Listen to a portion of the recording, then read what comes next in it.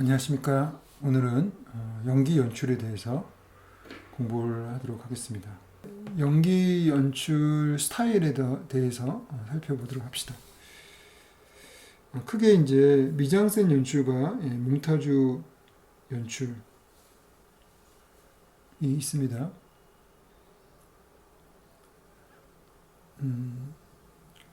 말 그대로 이제 미장센 연출은 이제 미장센이 중심이고 몽타주 연출은 몽타주이 중심인데 이 말은 미장센은 우리가 보통 컷이 없는 컷이 없이 한 숏에서 만들어지는 이미지들의 구성 이런 것들을 말한 것이죠. 그래서 컷이 없이 어떠한 실시간적인 흐름, 어떤 시간의 시간성 이런 것들이 굉장히 중요하게 되는 것이죠. 근데 몽타주가 중심이라는 것은 무엇보다 편집, 컷이 중요하다는 것이죠. 그래서 컷을 통해서 이야기의 흐름을 강조한다거나 또 연기를 창조한다거나 그런 것들이 가능하다는 것이죠. 그래서 미장센을 중심으로 만약 연출하게 되면은 촬영할 때 주로 롱테이크가 많을 수밖에 없겠죠. 그래서 보통 우리가 말하는 시퀀스 숏이라는 것은 원씬 원컷 뭐 이런 것이죠. 하나의 씬을 하나의 숏으로 하나의 컷으로 그냥 쭉 촬영하는 이런 것이죠. 그래서 이런 것들은 마치 이제 우리가 연극에서 실시간적으로 그 현장의 어떤 느낌, 라이브의 느낌 이런 것들을 중시하는 이러한 것과 또 유사하다고 할 수가 있습니다. 반면 이제 몽타주 연출은 컷이 중요하기 때문에 이런 클로즈업 샷 그야말로 이제 개별 숏이죠. 개별 숏들을 연결을 해서 이야기를 만들고 연기를 만드는 그런 형태를 말합니다. 그래서 이제 그런 면에서 이거는 배우는 그야말로 이 편집을 통해서 편집을 통해서 연기를 만들어가는 거기 때문에 배우는 연출자가 만약 그림을 그린다고 하면은 그 그림을 그리는 일종의 도구가 되는 것이죠. 그래서 그 배우의 다양한 그런 동작들 또 어떤 표현들 이런 것들을 촬영을 다양하게 한 다음에 그런 것들을 조합을 시키는 거죠. 조합을 해서 특정한 흐름, 감정을 만들어낸다고 볼 수가 있죠.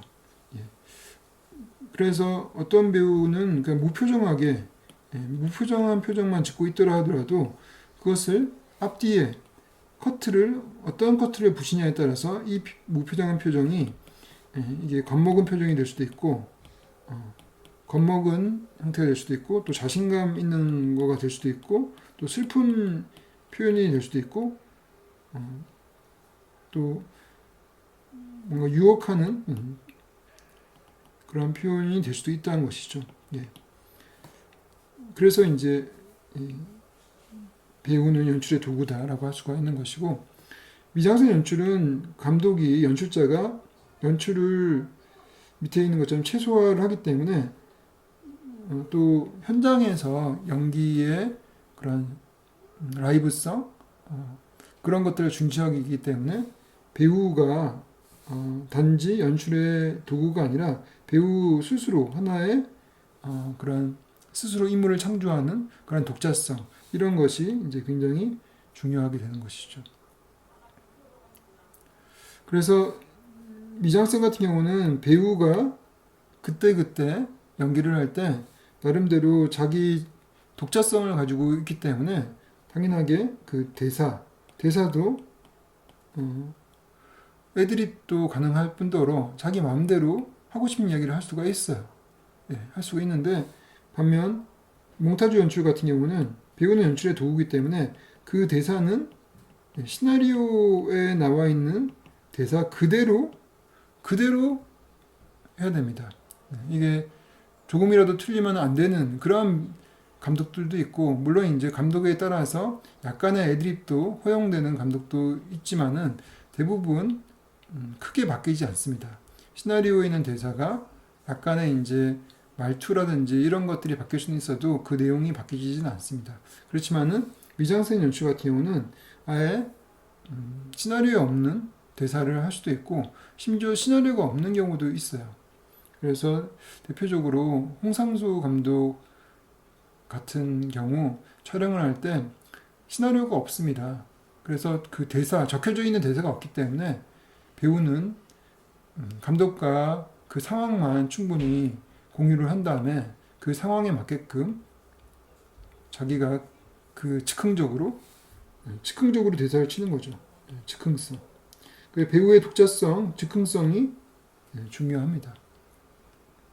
그 말은 이제 미장센 연출자들이 중시하는 것은 바로 실제, 그리고 현장, 실제성, 현장성 이런 거를 굉장히 중요시 여긴다 하는 것이죠. 뭔가 계획돼서 내가 어떤 정해진 어떤 것을 전달하기보다도 그때 그 순간에 만들어지는 그러한 가치 이런 것들을 중시 여깁니다. 그래서 연출을 최소화를 한다고 본다고 하면은 몽타주 연출은 그야말로 실제 계획했던 대로 그대로 가기 때문에 이 계획이 무엇보다 중요해요. 그리고 그렇기 때문에 연출도 굉장히 연출이 다죠. 연출이 이제 최대한 연출을 하는 거죠. 그래서 조작적인 연출이라고 볼 수가 있고, 이런 경우 몽타주 연출의 가장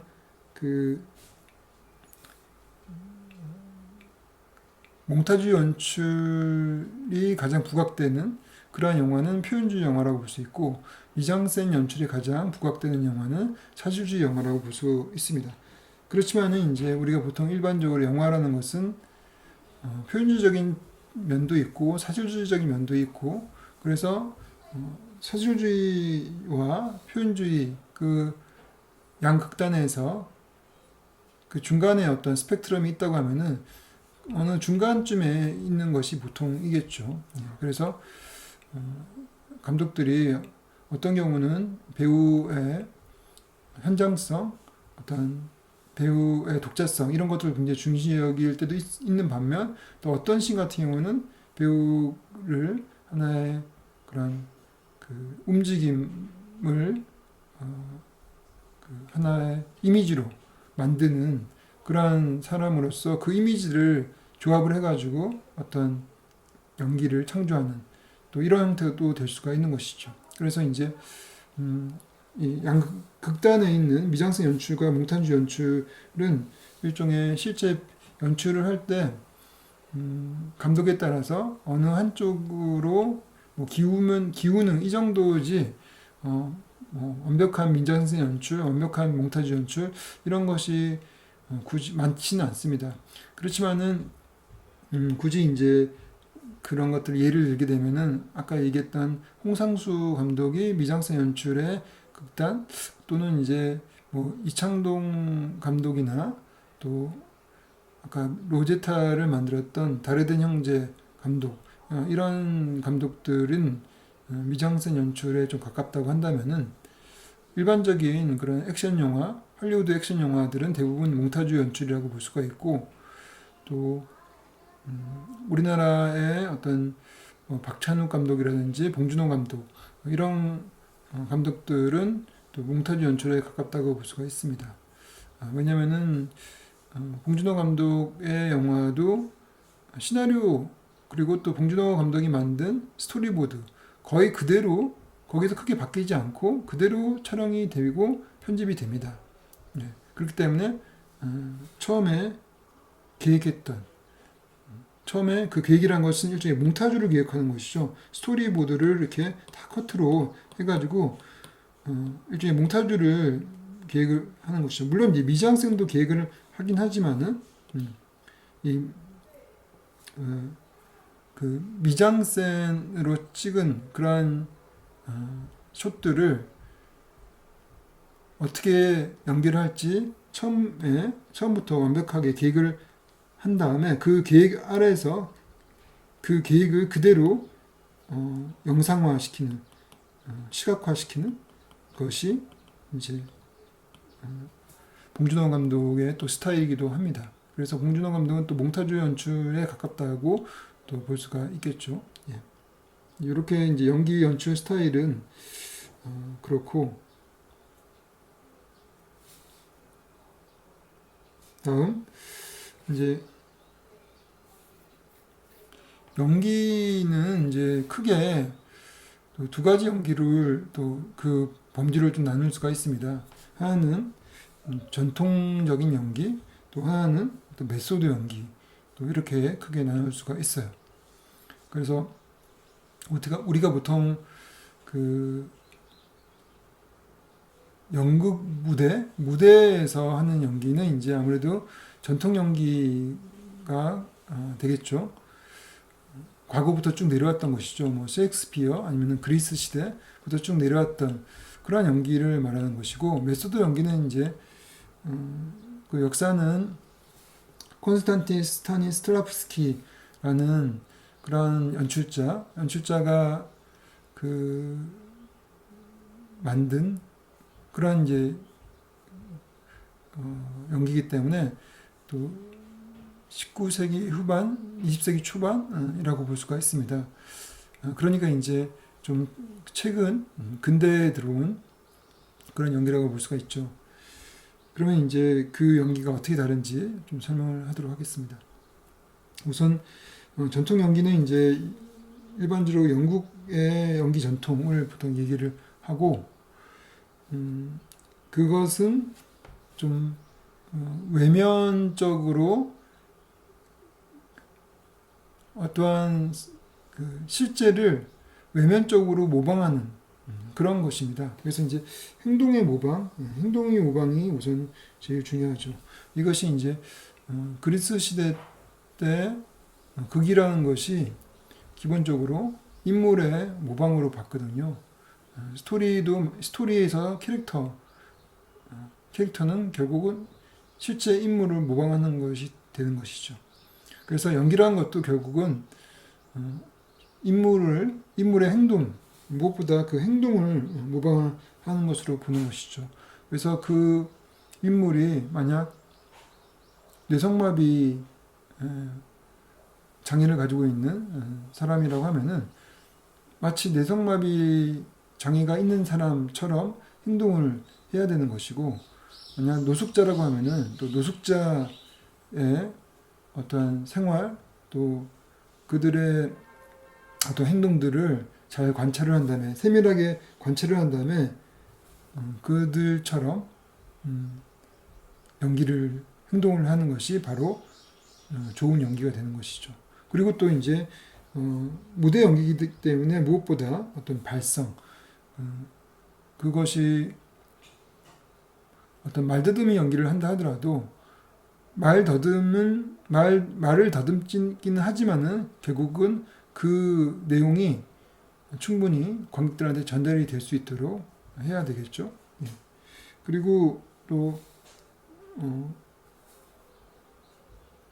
멀리 있는 관객들에게도 충분하게 그 감정이 잘 전달되기 위해서는 어떤 몸의 움직임을 통해 가지고 대사를 확실하게 강조할 수 있도록 그렇게 해야 되겠죠. 그래서 어떤 몸의 훈련, 또 이제 그 인물이 만약 기사거나 아니면은 기사라고 하면은 이제 검술, 창을 굉장히 잘 다뤄야 될 것이고, 만약 인물이 댄서라고 하면은 춤을 굉장히 잘 춰야 될 것이고, 피아니스트라고 하면은 피아노를 잘 쳐야 되겠죠. 그렇기 때문에 자기가 맡은 그런 직업군의 인물이 있다면은 그 직업의 그 능력을 그 직업인 만큼 그렇게 훈련을 통해서 습득을 해야 되겠죠. 그러니까 피아니스트를 연기를 하기 위해서 피아노를 당연히 배워야 되는 것이고,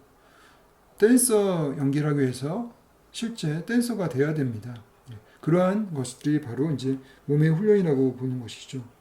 그래서 많은 전통 연기술을 배운 그러한 연기자들은 다양한 그런 몸의 능력을 가지고 있어요. 몸을 사용한 능력을 가지고 있습니다. 그래서 대부분 승마, 검술, 그리고 춤, 노래 이런 다양한 것들을 잘 할 수 있는 미리 준비된 그러한 연기자들이 있는 것이죠. 그렇게 훈련을 했다고 하면은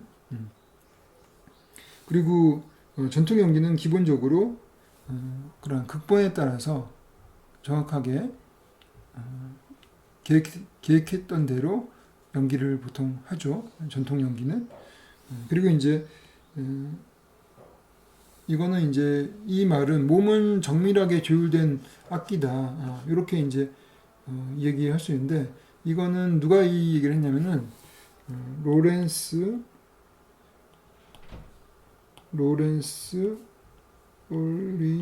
올리비에. 로렌스 올리비에라고 그 헐리우드 초창기에 굉장히 유명한 배우가 있습니다. 그 배우가 이제 영국에서 전통 연기를 습득한 그런 배우였습니다. 그래서 그 배우가 굉장히 헐리우드에 인기가 좋았었는데 로렌스 올리비에가 이제 그렇게 얘기를 했다고 합니다. 몸은 정밀히 조율된 악기가 되어야 된다. 그러니까 이제 연기자들은 자신의 몸을 마치 자유자재로 감정을 만들어내는 그런 악기로 조율을 해야 된다는 것이죠. 예, 그런 것이 이제 전통 연기의 기본이라고 볼 수 있다고 하면은 메소드 연기는 거기서 일종의 이제 좀 더 내면으로 들어가는 것이죠. 그러니까 이것은 이제 외면이라면은 이쪽은 이제 내면의 연기가 되는 것이죠. 즉 콘스탄틴 스타니슬라브스키가 중시 여겼던 것이 뭐냐면은 겉모습도 중요하죠, 당연하게. 이거는 그냥 기본으로 그냥 본 거예요. 그러니까 이것만 가지고는 충분치 않다라고 보는 거예요. 왜냐면은 우리가 화가들도 뛰어난 화가가 보통 우리가 실제를 똑같이 그리는 그런 화가가 굉장히 뛰어나다고 보지만은 그것가 다가 아니죠. 화가가 그린 그림은 그것이 실제와 똑같지 않다 하더라도 그 그림이 독자적으로 어떠한 내용을 전달한다거나 우리에게 어떤 감정을 만들어낸다거나 하는 그러한 독자적인 그러한 존재로서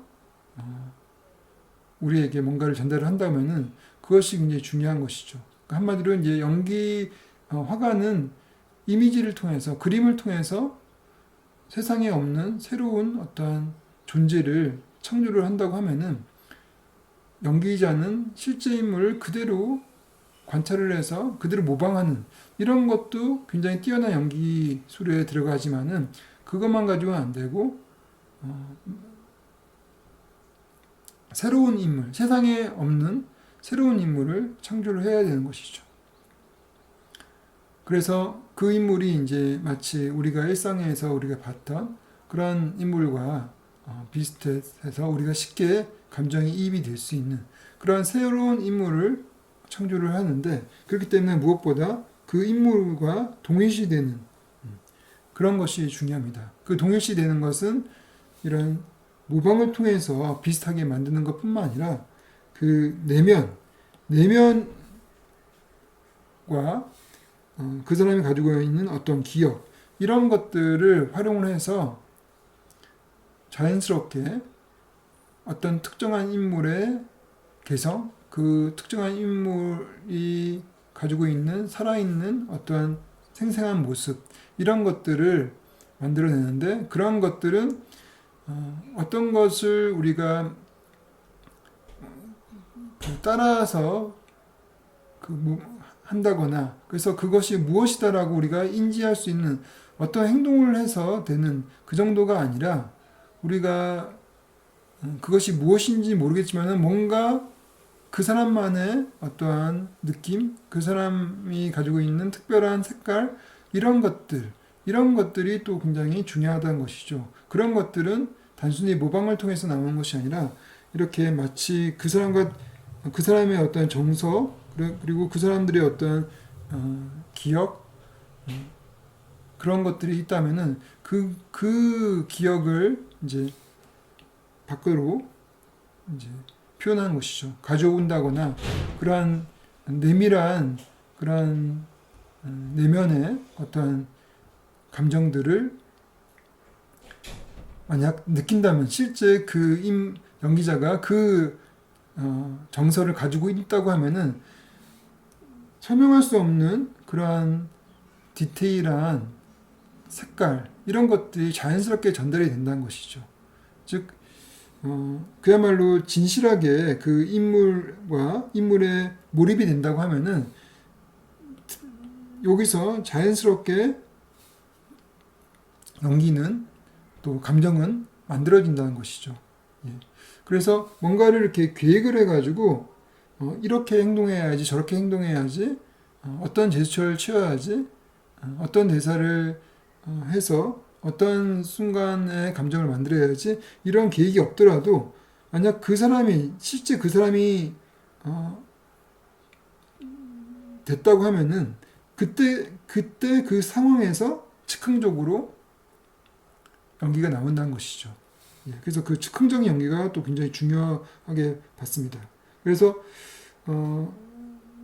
그때 그 상황에서 그 인물에 집중하는, 그 상황에 집중하는, 그 인물이 겪은 그 감정과 그 정서에 집중하는 이러한 것이 무엇보다 중요하게 본 것이죠. 예. 그래서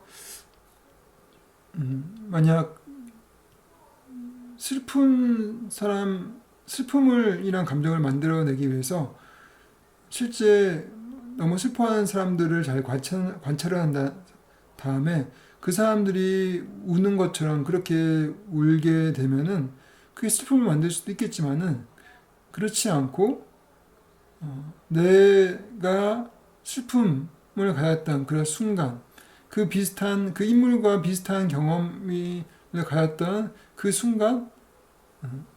순간을 내가 주의 집중을 해서 그 상황에 빠져든다고 하면은 자연스럽게 나의 눈빛과 나의 어떤 움직임들이 슬픔을 표현을 한다는 것이고 또 자연스럽게 그런 상황에서 어떤 흐느낌이 나올 수도 있고 또 눈물이 자연스럽게 나올 수 있다는 것이죠. 즉 어떤 거를 계산을 해서 계획을 해가지고 눈물을 짜내는 것이 아니라 그 상황을 내가 집중을 해서 그 사람이 돼서 그야말로 그 슬픈 사람이 되는 것이죠. 그 슬픈 사람이 됐기 때문에 자연스럽게 눈물이 나오게 되는 것이죠. 그래서 그런 형태, 그러면 한마디로 이제 우리가 보통 내면의 연기라고 하죠. 예, 그런 것들이 이제 메소드 연기라고 할 수가 있습니다. 그렇지만은 전통의 연기가 그렇다고 메소드 연기보다 더 못한 거라든지 그런 것도 아니고 또 그렇다고 전통 연기가 메소드 연기보다 훨씬 더 뛰어난 것도 아니고 한마디로 그 우열 관계가 있는 것은 아니라고 생각이 들고 그야말로 우리가 훌륭한 연기에는 이 두 가지가 다 필요하다고 생각이 듭니다. 아무리 이제 메소드 연기를 잘해서 특정한 사람의 감정이 입이 돼서 그 사람의 정서를 확실하게 느낀다고 한다 하더라도 그것이 너무 미세하게만 전달이 되고 그것이 그야말로 선명하게 강조가 되지 않는다면은 한마디로 전달이 명확하게 전달이 되지 않겠죠. 그러니까 뭔가를 명확하게 전달을 한다는 것은 이런 외적인 어떠한 그런 확실한 그런 행동, 이런 행동이 우리에게 그게 어떤 상황인지 뚜렷하게 느끼게 해준다는 것이죠. 예, 그렇기 때문에 이 두 가지가 조화롭게 다 되어야지만이 그 한정된 시간 안에 어떠한 특정한 감정을 효율적으로 전달을 할 수가 있을 거라고 생각이 듭니다. 아무리 뭐 감정 그 정서에 몰입됐다 하더라도 그 사람이 피아니스트인데 피아노를 못 친다 하면은 그거는 기본적으로 아무런 그 인물을 창조했다고 볼 수가 없는 것이죠. 그러니까 피아니스트는 기본적으로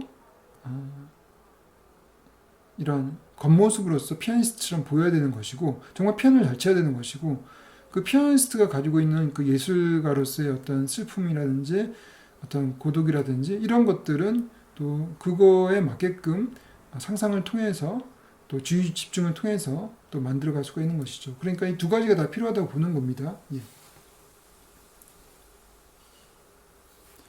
다음, 그러면 이제 여러분들이 영화 연기는 어떻게 연출을 할 것인가라고 봤을 때 그 과정을 이렇게 볼 수가 있습니다. 우선은 이제 처음에 시나리오가 나오면은 비트를 구분한 비트 구분이라는 걸 합니다. 그래서 이제 각각 대사 그리고 그 행동에 있어서 어떠한 목적을 가지고 있는 행동이 있는지, 그러니까 어떤 그 특정한 대사에 어떠한 행동이 정의가 되는지 그런 것들을 구분하는 것이 이제 비트 구분이라고 합니다. 이거는 좀 이따 다시 설명을 해드릴 것이고, 대본 분석을 하게 되면 그 다음에 이제 그 캐릭터가 인물이 어떠한 인물인지 확실하게 나오겠죠. 그러면은 그것에 따라서 이제 캐스팅을 할 것이고 또 오디션을 할 것이고 보통 스타 같은 경우는 이제 오디션 없이 캐스팅을 하게 되겠죠. 그리고 이제 캐스팅이 다 끝나면은 이제 리허설을 하는데 리허설은 크게 이제 그 대본 리허설과 씬 리허설 이 두 가지가 있습니다. 그래서 대본 리허설은 대본을 주로 읽는 그래서 그 인물과 스토리에 대해서 충분히 전체가 다 공유하는 그런 시간을 갖는 것이고 씬 리허설은 각각의 씬에 맞는 각각의 씬에 필요한 그러한 배우들이 모여서 그 씬을 직접 연기를 하고 그 씬의 어떤 행동과 어떠한 움직, 블락킹, 동작 어떤 이 행동의 동작선을 이제 블락킹이라고 하는데 그런 것도 결정을 하고 또 어떤 비즈니스, 어떠한 소도구를 가지고 연기를 할지 이런 것도 결정하고 하여튼 무엇보다 이제 비트를 결정하겠죠. 이 대사는 어떠한 행동인다. 그 행동을 나름대로 정의하는 것이 이제 비트인데 그 비트를 서로 공유를 해서 그 연기자가 그 씬에서 뚜렷한 자신의 역할을 하고 뚜렷한 어떤 스토리를 만들어가는 것들을 명확하게 해야 되겠죠. 그런 것들이 이제 리허설이 되는 것이고 그리고 촬영할 때 연기 지도를 통해서 뚜렷하게 그 감정이 만들어질 수 있도록 하는 것이 이제 연기 지도가 되겠죠. 그러면 이제 지금 말했던 그 비트는 여기 다시 설명하면 행동의 극적 단위이다. 그리고 이제 목적을 가지고 있는 행동이라고 하고 동명사로 표기를 할 수가 있어요. 그래서 예를 들어서 배려하기 뭐 이렇게 할 수도 있고 그리고 또 제한하기 또 될 수도 있고 유혹하기 뭐 강요하기 등등등등 여러 가지가 있을 수 있겠죠. 예. 그래서 또 비트는 감정선의 이정표예요. 그래서 이제 비트가 예를 들어서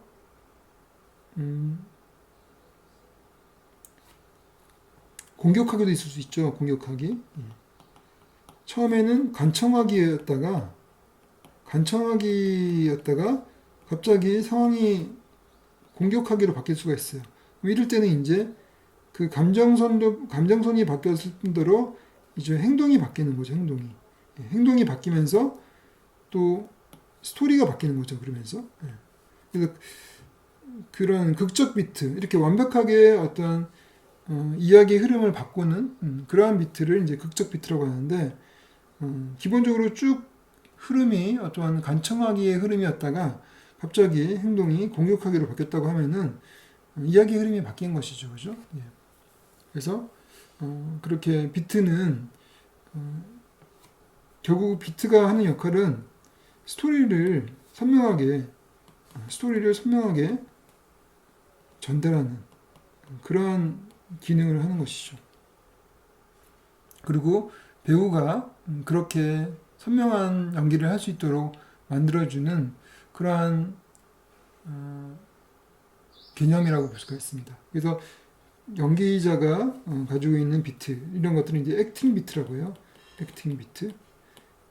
그래서 액팅 비트는 그 연기자가 하는 모든 행동들, 이런 행동들을 자기가 어떤 비트로 이해를 해가지고 연기를 하느냐. 그래서 이 액팅 비트를 이제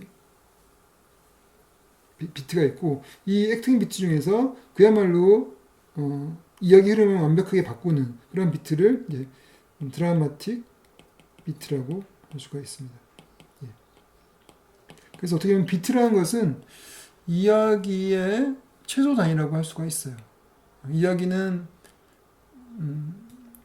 보통 우리가 이야기의 단위를 이제 그 시퀀스라고 하는데, 그 시퀀스보다 더 작은 이야기의 단위라고 볼 수가 있어요. 비트. 예. 물론 이제 이야기의 단위일 수도 있지만은 또 연기 행동의 단위라고도 볼 수가 있는 것이죠. 그래서 이 비트를 시나리오 대본이 나오면은 이 비트를 분석하는 것이 우선은 중요합니다. 그리고 또 이제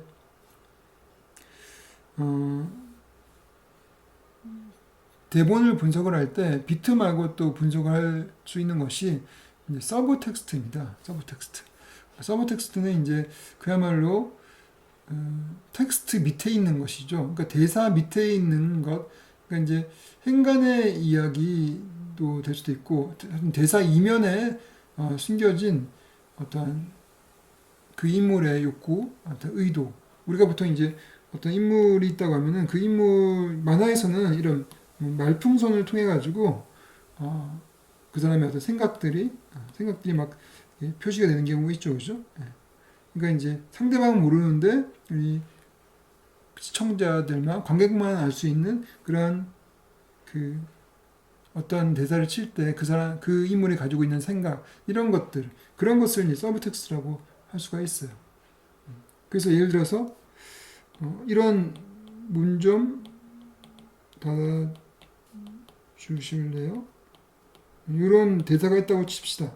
이런 대사가 있으면은 문 좀 닫아주실래요? 이런 대사가 있다고 하면은 이 대사에 서브텍스트가 여러 가지가 될 수가 있어요. 그 특히 연출자가 결정을 하겠죠. 문 좀 닫아주실래요? 요거는 어떤 이 말을 할 때 그 인물의 머릿속에는 어떤 의도와 욕구가 있는지, 어떤 생각이 있는지, 이런 것들을 결정할 수가 있다는 것이죠. 그래서 예를 들어서 이것이 그 안에 제발 나 좀 도와주세요. 이런 내용이 들어있을 수도 있고, 지금 바깥에 자기를 쫓고 있는 어떤 형사가 있다고 하면은 그때 문 좀 닫아 주실래라고 하는 것은 이제 제발 나를 좀 도와달라, 이런 이야기 될 수 있는 것이고, 또 아니면은 또 유혹하게 될 수도 있어요. 이제 우리만의 시간을 갖자. 뭐 이런 내용 생각일 수도 있다는 것이죠. 문 좀 닫아달라는 이야기는 이제 우리끼리 즐기자, 뭐 이런 내용이 될 수도 있고, 또 이제부터 제대로 한번 협상을 한번 해보자, 협상을 하자, 뭐 이런 내용이 될 수도 있고, 예. 또 이제 좀 매너 좀 지켜라. 좀 매너 좀 지켜라. 이런 내용이 될 수도 있죠. 그죠? 매너 좀 지켜라. 그러니까 자꾸 문을 열고 나가니까 바깥에 찬바람이 자꾸 들어오는데 자꾸 문을 열고 나가는 꼬리가 긴 그런 사람들한테 매너 좀 지켜라 이런 의도로서 문 좀 닫아주실래요? 이렇게 얘기할 수도 있죠. 그러면 그때 그 배우가 야 매너 좀 지켜라라는 생각을 갖고 요 대사를 치는 것과 우리끼리 재밌는 시간을 좀 갖자라는 생각을 갖고 요 대사를 칠 때 그 똑같은 텍스트는 똑같지만은 그것이 전달되는 감정, 전달되는 내용이 완전히 100% 다르다는 것이죠. 예, 그렇기 때문에 이러한 서브텍스트가 무엇보다 중요하고 이걸 통해서 우리가 이제 이 서브텍스트를 우리가 상상할 수 있다고 하면은 이걸 통해서 행동이 정의가 될 수 있겠죠. 그러니까 예를 들어 이거는 우리 시간을 좀 갖자. 이거는 유혹하기라는 행동이 되는 거예요. 그죠? 그리고 야 매너 좀 지켜라. 이렇게 되는 거는 요구하기가 되는 거죠. 그죠? 근데 다르죠. 다른 행동이 돼버린 거죠. 말은 똑같아도 행동이 다를 수가 있다는 것이죠. 이거는 이제 간청하기가 될 것이고, 제발 나 좀 도와주세요 하면 간청하기가 되는 것이고, 간청하기, 유혹하기, 요구하기, 이거는 다 다르다는 것이죠. 협상하자는 이제 제안하기가 될 것이고, 예. 그죠? 그래서 우리가 그런 서브텍스트를 통해서 그 사람의 그 대사의 이면에 있는 욕구, 그리고 그 대사를 도대체 어떻게 칠지, 어떻게 연기를 할지가 나오는 것이죠. 예, 그래서 그 비트, 이런 비트를 이제 서브 텍스트가 나오면은 또 정의할 수가 있다는 것이죠. 예. 한마디로 이제 우리 사람은 사회적인 동물이기 때문에 그 우리 머릿속에 있는 의도, 생각 그대로 말하지 않는다는 것이죠. 그대로 자기의 욕구 그대로 얘기하는 사람은 보통 미친놈이라고 보통 얘기를 합니다. 우리는 사회적인 동물이기 때문에 말할 때 그 하나하나가 이면의 의도를 가지고 있고 그것을 또 상대방이 읽을 수 있게끔 보통 상대방이 또 읽습니다. 둔하지 않은 이상, 굉장히 둔하지 않은 이상 대부분 그 사람의 말투라든지 표정이라든지 이런 걸 통해서 한마디로 그 사람의 어떤 행동이죠. 행동을 통해서 그 텍스트가 어떤 거든지 그 텍스트를 그 액면 그대로 문자 그대로 받아들이진 않는다는 것이죠. 대부분. 특히 이제 정치가들이 하는 화술 같은 경우는 굉장히 고도의 어떠한 그런 이면의 내용들이 들어 있고 어떤 상징과 이런 것들이 들어 있죠. 그래서 이제 그 해석의 여지가 굉장히 많을 수가 있고 그런 것이 있죠. 마치 이제 그렇기 때문에 실제가 그렇기 때문에 우리 영화 속에서 인물들의 대사도 그런 우리 현실 속에 우리가 쓰는 말 그리고 그 속에 숨겨진 우리의 의도 이런 것들이 있다는 것이죠. 한마디로 액면 그대로 문자 그대로 우리는 말하지 않는다라는 것이 영화에서도 그대로 드러나야지 그것이 개연성 있는 그런 인물이 되겠죠. 그죠? 그렇지 않고 그 사람이 말하는 모든 것들이 말 그대로가 그 사람의 욕구다, 행동이다 라고 본다고 하면은 그것은 굉장히 부자연스럽고 또 실제라는 느낌이 안 들 겁니다. 가짜의 인물이라고 느껴질 것입니다. 예. 그리고 또 하나는 이제 비즈니스는 이제 여기 나온 것처럼 소품을 이용한 행동이라고 했죠. 요거는 이제 우리 보통 무대에서 대사를 할 때는 그냥 대사만 가지고 마치 우리 라디오의 라디오 드라마처럼 대사만 가지고 우리는 그 상황을 상상을 합니다. 예. 무대에서도 그럴 수가 있어요. 그렇지만은 영화는 실제를 있는 그대로 보여주는 그런 어떤 기록같이 우리가 느껴지고 실제라는 환영을 가져야 됩니다. 그렇기 때문에 우리가 상상하는 것을 직접 보여줄 필요가 있어요. 예.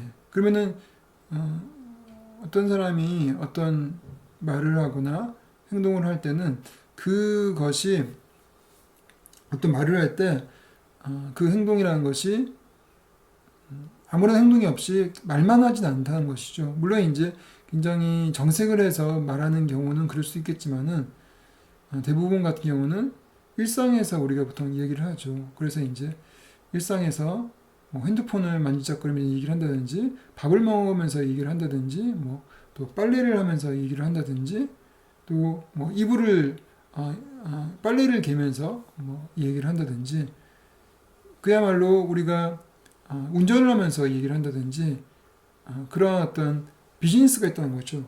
자연스러운 비즈니스가 항상 따라 붙어요. 그냥 상대방의 눈만 쳐다보고 진지하게 이해하는 경우는 드물다는 거죠. 물론 이제 그런 경우도 있지만은 뭐 싸울 때라든지 아니면은 굉장히 이제 그 사람에게 심각한 이야기를 할 때는 그렇게 될 수가 있지만은 그런 경우는 무섭죠. 우리가 그렇게 되면은 무서워서 도망가고 싶겠죠, 그죠? 예.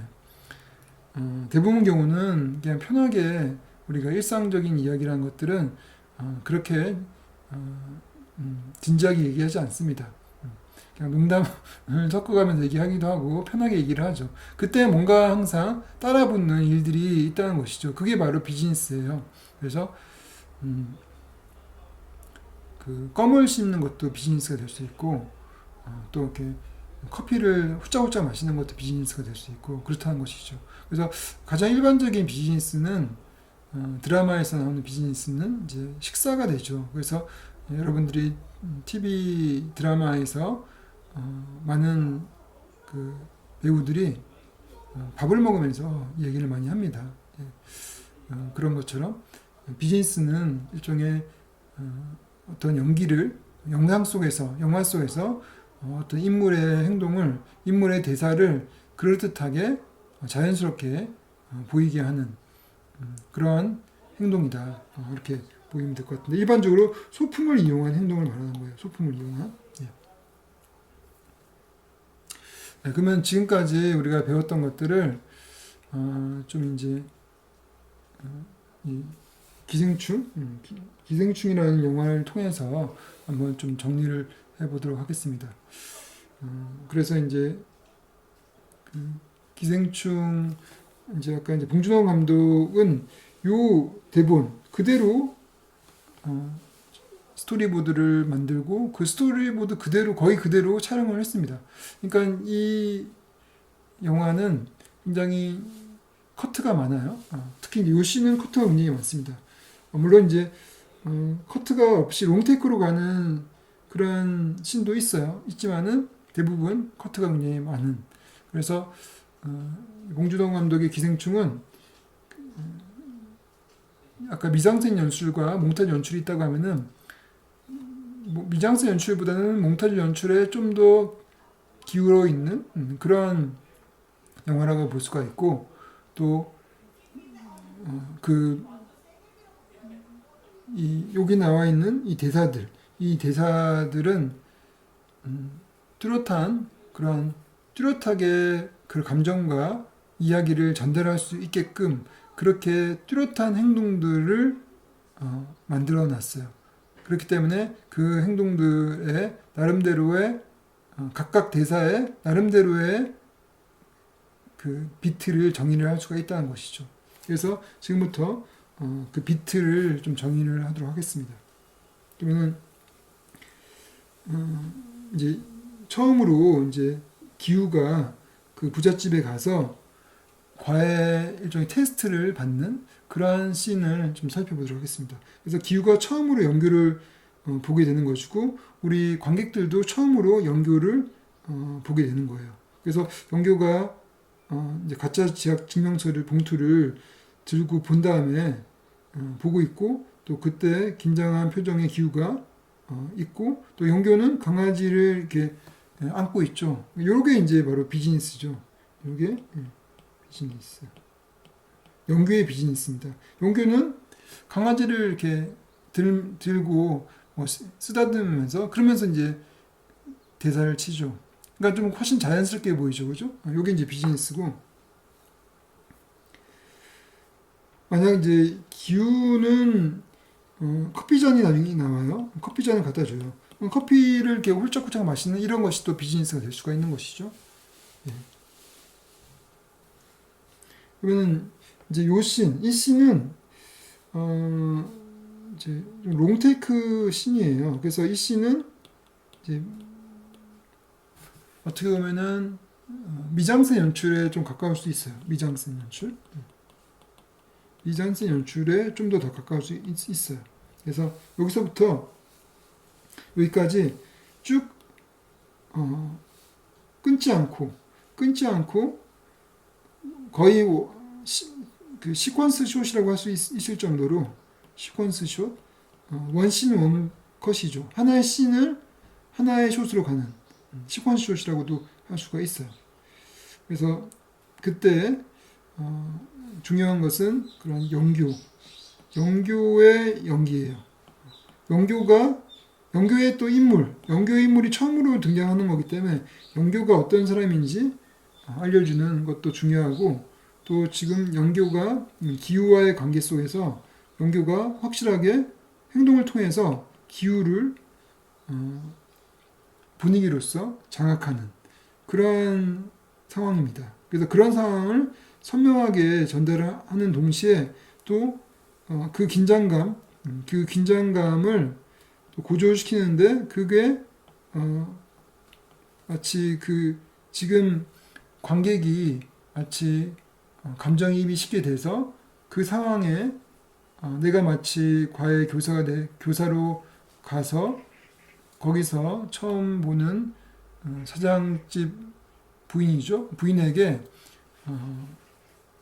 어떠한 이야기를 듣는 거죠. 그러한 상황을 생생하게 보여주기 위해서 이런 식으로 커트하지 않고 컷이 없이 실시간적으로 보여주고 있어요. 그러니까 실시간으로 보여준다는 것은 우리에게 훨씬 더 대부분 사람들이 커트를 하게 되면은 이거는 조작됐다는 느낌이 들죠. 그렇지만은 커트를 하지 않으면은 실제라는 느낌이 더 강하고 어떤 그런 실제의 시간성을 우리가 느끼게 됩니다. 그래서 이게 사실성이 더 강화되는 것이죠. 사실성이 더 강화됩니다. 그래서 그런 롱테이크, 미장센 연출이 가지고 있는 또 굉장히 큰 장점이기도 하는 거죠. 그야말로 그 장점은 그 영화라는 미디어의 그런 특성을 가장 잘 활용하는, 영화라는 그 미디어의 특성이 가장 확실한 특성이 바로 현실을 있는 그대로 기록한다는 거죠.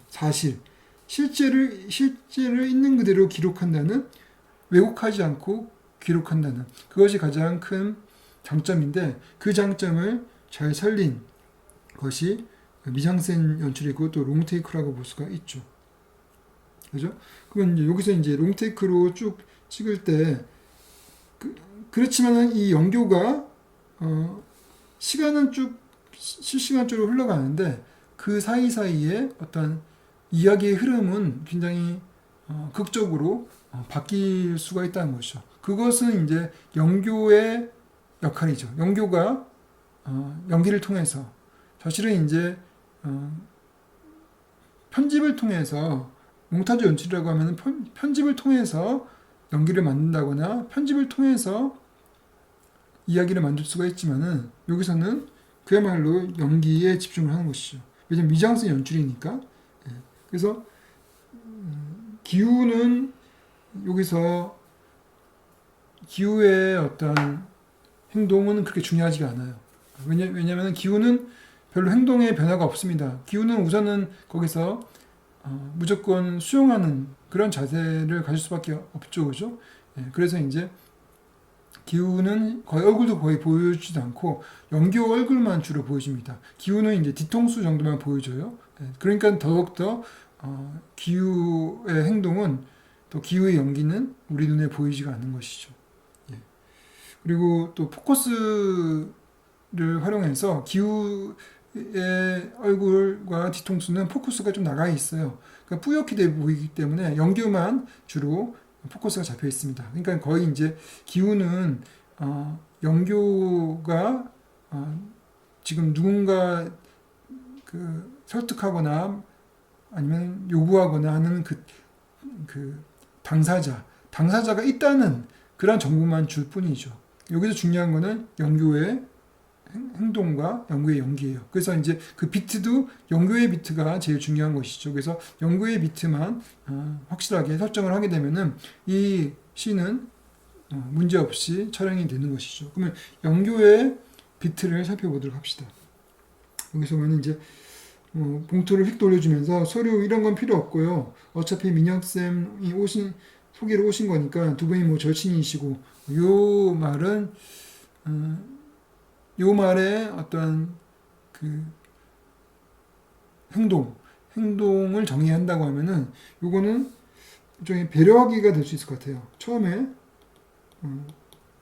뭐 민혁 쌤의 친한 친구라는 것을 인정해주고 또 그렇기 때문에 이런 서류도 필요 없다. 그러니까 이제 마치 선심을 써주는 것처럼 배려하는 것처럼 그리고 이제 어떤 만약 지금 기우가 좀 긴장한 상태라고 하면은 그 긴장한 상태를 좀 풀어주는 앞부분에서 이제 긴장했다고 그랬죠. 긴장한 표정에 그래서 긴장한 걸 풀어주는 그런 이제 멘트죠. 남들을 이제 배려하는 이런 멘트죠. 예. 그리고 그 다음에 잘 아시겠지만 민혁쌤이 사실 인간 자체가 워낙 불리한트 하잖아요. 저나 다혜나 만족도가 높았거든요. 다혜의 성적은 별개로. 뭔 얘기인지 아시죠? 여기는 또 이 위의 대사와 또 달라요. 이거는 배려하기면은 이건 또 배려하기는 아니고 이거는 좀 더 그 자기의 상황을 얘기를 하는 것이죠. 그러니까 이제 민혁쌤을 우선 평가를 하는 거예요. 그러니까 평가하기죠. 평가하기. 처음엔 되게 좋게 평가를 하죠. 불리언하다. 그래도 만족도가 좋다라고 평가를 했는데 또 다음에 나의 성적과는 별개로. 그러니까 이게 굉장히 똑똑하긴 했지만은 성적을 잘 올리진 못했어. 그 이야기예요. 그러니까 평가를 처음에 칭찬을 했다가 다시 떨어뜨리는 그러한 평가가 되는 것이죠. 그러니까 뭔 얘기인지 아시냐? 이 이야기는 당신은 그렇게 하면 안 된다는 얘기죠. 그죠? 너는 똑똑하기도 하지만은 또 성적 가지고 잘 올려야 된다. 이 이야기를 하는 거예요. 그러니까 평가를 민혁쌤을 평가를 함을 통해 가지고 또 기우에게 어떠한 배려가 아니라 기우에게 뭔가를 이제 알려주는 거죠. 기우에게 우리가 원하는 사람은 이런 사람이다라고 알려주고 선언하는, 이제 선을 긋는 거예요. 선언하기도 될 수 있을 것 같아요. 뭔가 알려주기, 이런 이제 그 비트가 있는 것 같습니다. 그 다음에 이제 또 뭐가 있냐면 진짜 너무 좋았어. 그때 그래서 솔직히 저나 다혜는 내년 수능 때까지 민혁쌤랑 계속 쭉 가고 싶었어요. 근데 민혁쌤이 갑자기 유학을 간다니까 이건 뭐 요 이야기 요거는 이제 일종의 이제 불만을 제기하는 거죠. 일종의. 예. 왜냐하면 우리가 잘못한 것도 없고 우리는 처음부터 이 민혁쌤이 다의 성적을 그렇게 올리지 않았음에도 불구하고 우리는 다 인정해주고 또 끝까지 가려고 했었는데 지가 유학을 간다고 하니까 참 그러니까 이제 이거는 문제라는 거죠. 이렇게 하면 곤란하다. 한번 맡았으면 끝까지 하는 것이지 중간에 가고 하면은 곤란하다. 이런 또 이야기가 되는 거죠. 그러니까 일종의 이제 이거는 문제를 또 제기하는 거예요. 나름대로 지금 문제가 있다. 민혁쌤이 이렇게 하는 거는 문제다. 그러니까 당신은 그렇게 하지 않았으면 좋겠다. 이런 또 뉘앙스가 있는 것이죠. 나름대로 어떤 문제를 제기하는 거예요. 네, 문제를. 현재 문제가 다 좋은 것만 아니다. 제기하는 볼 수가 있고, 그 다음에 이제 그러니까 이제 배려하기 위해서 갑자기 행동들이 달라지는 것이죠. 근데 여기서 이제 여기까지는 그래도 어떻게 보면은 그 행동이 이렇게 강하지 않은데 여기서부터 행동이 달라져요. 아무튼 그래서 좀 실례지만 이제부터 이제 솔직하게 말씀드린다고 하죠, 그죠? 이때부터 강하게 나가는 것이죠. 아무튼 제 입장은 그쪽이 민혁쌤 같은 어떤 레벨이 아니라면 굳이 무슨 의미가 있나, 뭐 이런 이것은 이제 그 당신이 이제 민혁쌤처럼 똑똑하거나 또 민혁쌤이 못했지만은 또 다해 성적을 저 잘 올리고 뭐그 정도 수준까지 가지 않는다면은 나는 당신을 받아들일 필요가 없다, 안 받겠다, 이런 것을 일종의 선언한 것이죠. 그래서 요거는 일종의 이제 그 지금까지는 뭔가 배려하는 것처럼 보였지만은 이제 배려가 아니라는 것이죠. 지금 내가 너한테 너 앞에 있는 것은 당신한테 이미 당신을 받아들인 것도 아니고 수용한 것도 아니고 나는 이제 당신을 아직까지는 믿지도 못하고 그렇게 이제 일종의 이 부분은 그냥 문제를 제기하는 것뿐만 아니라 이거는 나름대로 그 충격 주기, 뭔가 이렇게 깜짝 놀래는 그런 것이죠. 그러니까 이제 그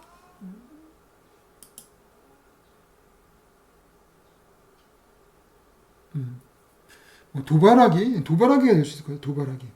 뭔가 지금 이 상태를 지금까지 기우가 나름대로 이제 이 상태까지는 자기 친구도 그 칭찬도 하면서 하기 때문에 뭔가 약간 이제 긴장을 풀었다고 하면은 그 긴장을 확 조이는 거죠. 그래서 도발하면서 어떤 여기서 선언하는 거죠. 딱 선을 긋는 거죠. 아직까지 우리는 너를 받아들인 게 아니다라는 걸 이제 도발하면서 선언하기가 될 수 있을 것 같아요. 예. 그리고 난 다음에 영규가 그래 결국 뭐 이 얘기를 하고자 함이었는데 오늘 수업 제가 참관해도 될까요? 풀타임으로 한번 보고 싶어서요. 수업을 어떻게 하는지. 이거는 물어보기가 아니고 이거는 무조건 이렇게 하겠다는 이야기죠. 그러니까 이거는 결국 강요하기가 되는 거죠. 강요하기 되는 것이고 이거는 뭐 옵션이 없는 거예요. 말은 이렇게 수업 어떻게 하시는지 참관해도 될까요? 라고 물어봤지만 이건 물어보기는 아니죠. 그죠? 그야말로 그렇게 결정해놓고 얘기하는 거죠. 그리고 또 여기서는 is it okay with you? 요거는 이제 그 강요한 것들을 더 확실하게 어떤 그 기정사실화 할 뿐만 아니라 이런 자신의 어떤 영어를 내품을 통해 가지고 다른 사람과 다르게 일종의 분위기를 자신이 집에서 자기가 우위다, 확실하게 우위다라는 약간 이제 건방지게 얘기하는 거죠. 이제 예의도 없이 지 맘대로 그렇게 영어를 내뱉어 버리는 것이죠. 그러니까 이제 이런 거는 일상적이지 않죠. 그러니까 약간 위협적인 의도에서 하는 거예요. 위협하게. 그러니까 이게 나는 호락호락한 사람 아니다. 나는 당신네들하고 다른 그러한 사람이다. 이러한 어떤 뭐 구별짓기도 될 수도 있고, 그죠? 위협하기도 될 수 있고, 나는 부자고 나는 너희들 같은 사람이 아니다. 또 구별짓기가 될 수 있어요. 그래서 이 두 가지가 다 될 수 있을 것 같습니다. 구별짓기, 또 위협하기, 또 이렇게 또 볼 수가 있는 것이죠. 다음, 그래서 이제 그야말로 또 위협적인 느낌의 계단을 숨지게 오르는 기후. 여기서 이제 이런 또 그 지문이 있죠. 예. 그냥 그야말로 위협적인 느낌을 받은 거예요, 지금 기후가. 그러니까 계단까지 위협적으로 느껴진 것이죠, 그죠? 예. 그러니까 그런 상황을 지금 봉준호 감독이 영교가 만들었다라고 이제 세팅을 한 것이죠.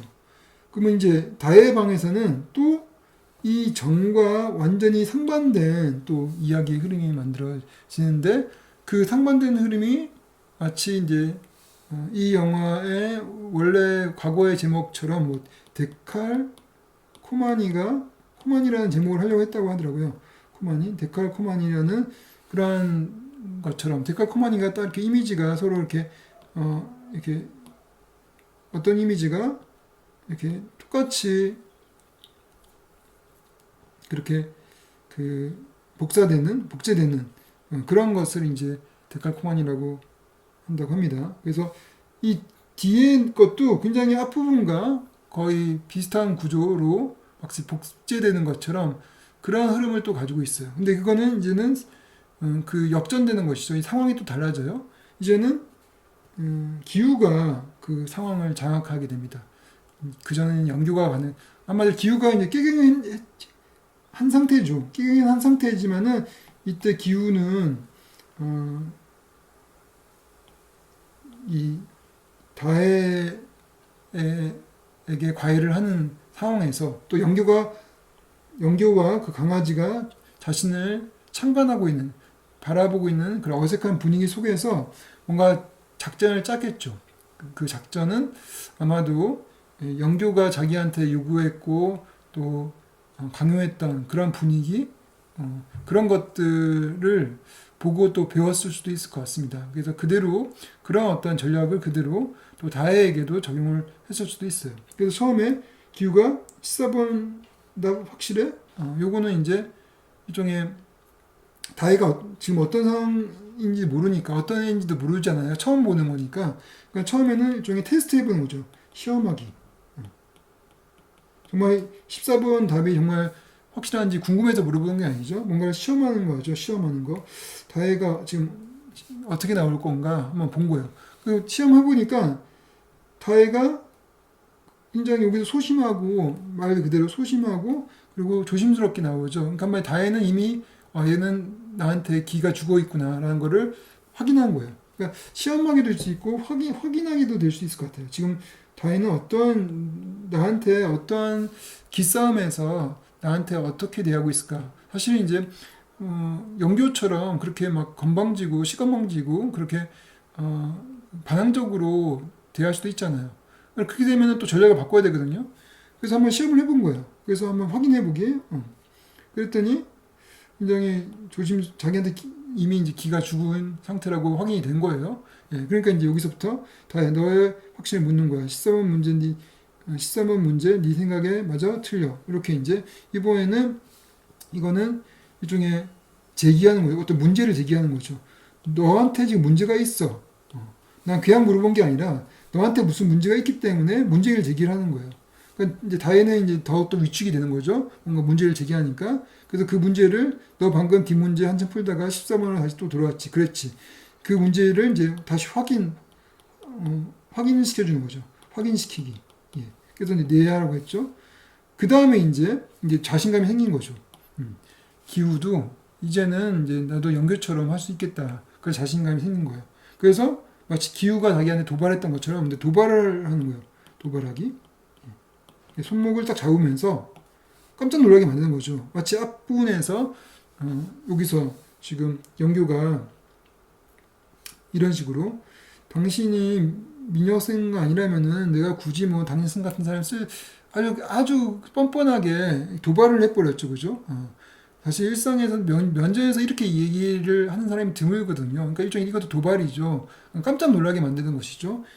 또 똑같이 일상적으로 처음 본 사람의 손목을 그것도 남자가 여자의 손목을 어린 나이 여학생의 손목을 탁 잡는 거는 굉장히 도발적인 행동이고 깜짝 놀랄 만한 행동이에요. 그러니까 둘 다 이제 일종의 놀래기, 도발하기도 되지만 놀래기도 되고 얘도 이제 놀래기가 되는 거죠. 놀라게 하는 거예요. 예. 그런 의도가 있는 거예요. 그리고 난 다음에 그 다음에 이게 계속되면은 이제 영교가 와가지고 저항을 할 수가 있잖아요. 예. 왜 남의 딸 손목을 왜 잡냐? 지금 과외하다가 갑자기 왜 저러냐? 그렇게 나오기 전에 빨리 이제 수습을 하는 것이죠. 만약 지금 실전 수능이고 1번 문제였으면은 이제 엉긴 거야. 근데 이 맞법도 엉켰잖아. 심장은 거짓말 못해. 이게 뭔가 이렇게 지금 성추행하는 것이 아니라 지금 이 다혜의 상황, 다혜가 시험을 망치는 그런 이유에 대해서 진단을 하는 거예요. 그러니까 네가 시험을 망치는 거야. 그 진단 마치 이제 명의가 지금까지 네가 시험을 지금까지 건강이 그 왜 내가 건강이 나쁜지 잘 몰랐던 환자에게 명확하게 명의가 진단하는 것처럼 지금 다해의 문제를 명확하게 진단을 하는 거예요. 그러니까 이제 그게 또 맞으니까 맞는 말이니까 다해는 얼굴이 빨갛게 타오르게 되겠죠. 그리고 영규도 그 말이 맞으니까 숨이 턱 멈추게 되는 것이고 더 이상 제지를 할 수 없게 되는 것이죠. 그래서 이제 그리고 시험이란 게 뭐야? 앞으로 치고 나가는 거야. 14분 전문다 관심이 없어. 너는 오로지 다해. 네가 이 시험 전체를 어떻게 치고 나가는 거, 어떻게 장악하는가 거기에만 관심이 있어. 알겠니? 이렇게 얘기하죠. 요거는 여기서의 비트는 뭐죠? 요거는 앞에서 진단을 하겠으면은 그걸 좀 더 확인하는 것도 확실하게 하는 것도 있지만은 그야말로 장악하기예요. 분위기를 이제 완벽하게 장악하는 이제 더 이상 빼도 박도 못할 정도로 확실하게 내가 이 과외 선생으로서의 존재의 가치를 확실하게 보여주는 거죠. 나는 네가 성적을 공부를 잘하든 못하든 관심이 없고 오로지 나는 네가 시험을 잘 보는 거, 시험 성적만 올리는 거에만 나는 관심이 있다는 것이죠.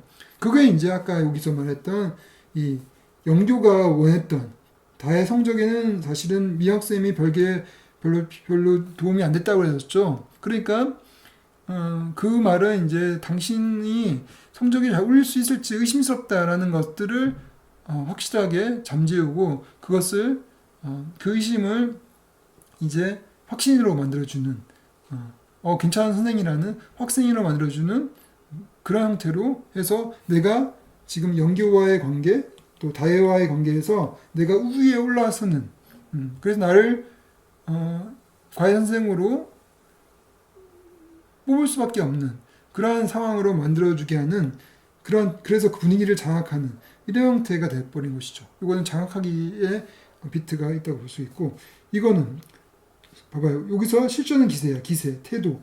여기 나오죠. attitude. 또 영어가 나오죠. 이 영어가 바로 아까 Is it okay with you? 이것에 대한 일종의 페이오프가 되는 것이죠. 그걸 그냥 따라한 거예요.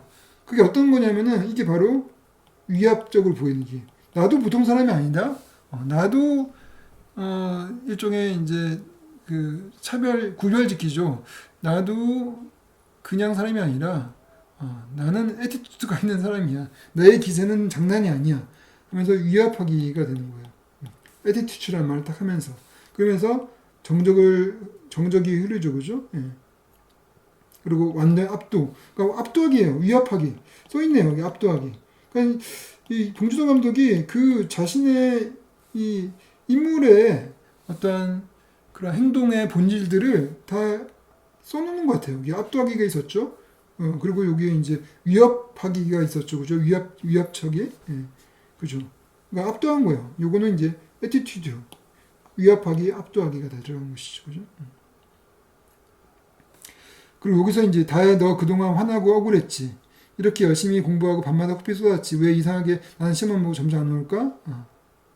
요거는 이제 마치 여기까지는 위압하고 장악해 했던 이거는 또 행동이 완전히 바뀌었죠. 한마디로 공감하기죠. 공감해 주는 거. 억울했지. 나는 다 이해해. 그렇게 열심히 공부했는데도 코피까지 쏟았는데 왜 시험이 점수가 안 나올지 너는 정말 그것을 몰라서 너무나도 혼란스러웠지. 정말 억울하고 힘들었지. 그렇게 일종의 다독여 주는 거예요. 그러니까 지금까지의 행동과 완전히 180도 다른 이번에는 배려하기, 다독이기, 다독여주기, 뭐 이런 게 돼버리는 거예요, 그죠? 그러니까 이제 다혜가 뭔가 이렇게 눈물이 나오는 거죠. 그러니까 일종의 감동시키기도 되는 거예요. 감동시키기 이게 되는 거죠. 그러니까 이제 기우가 마지막으로 이제 실전에 손에 넣고 갖고 놀게 해줄 내가 다 알아다 해줄게. 내가 네 공부에 관심이 없어. 네 점수에만 관심이 있다. 이건 다시 한번 확인시키기 또는 안심시키기. 이거는 이제 자기한테 하는 이야기도 하지만은 영규한테 하는 이야기죠. 영규한테. 나에게 의심하지 마라. 나는 이런 사람이다. 라고 안심시켜 주는 거예요. 그래서 이제 이것도 이 기후의 이런 비트도 확실하게 바뀌죠. 처음에 시험하기였다가 재기획이었다가 도발하기로 갔다가 진단하기로 갔다가 장악하기 갔다가 또 확실하게 바뀌어서 배려하기, 안심시키기. 이런 식으로 대사만 치는데도 불구하고 그 이야기의 흐름이 그야말로 올라갔다 내려갔다 롤러코스터를 타게끔 우리에게 전달된 이유가 바로 이러한 확실한 연기를 했기 때문에 이것을 제가 지금 말한 것처럼 무비 건조하게 이렇게 읽었다고 하면은 이러한 그 스토리가 전달이 안 됐겠죠.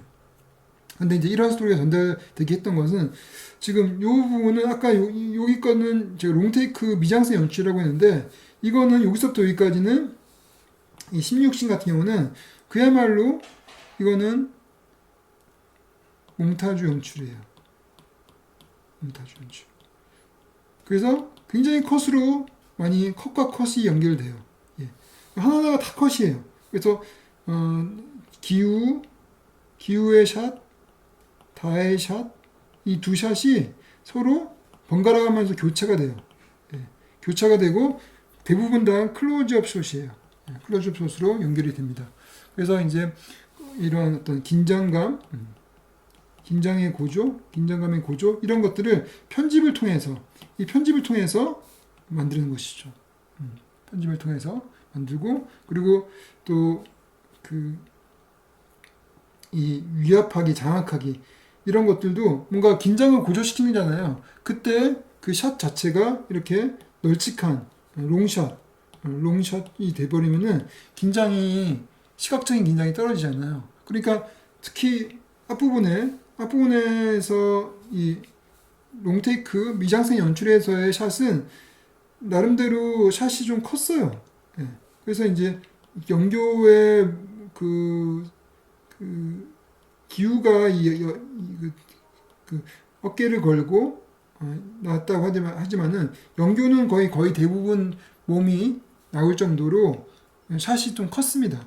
그래서 이것은 어떻게 보면은 이제 포커스 이동을 통해서 뭔가 약간 팬시적으로 만들긴 했었지만은 기본적으로 이렇게 개방된 샷이라고 볼 수가 있고 그 샷의 어떠한 현장성, 시간성을 보여준다고 하면은 이거는 굉장히 샷들이 굉장히 타이트한 클로즈업으로 서로 교차가 되고 있어요. 교차가 된다는 건 서로 대립이 된다는 것이죠. 그래서 이제 다 기우와의 샷과 다의 샷들이 굉장히 타이트하게 대립되면서 전개가 됩니다. 그러면서 그 시각적인 긴장을 고조를 시키는 것이죠.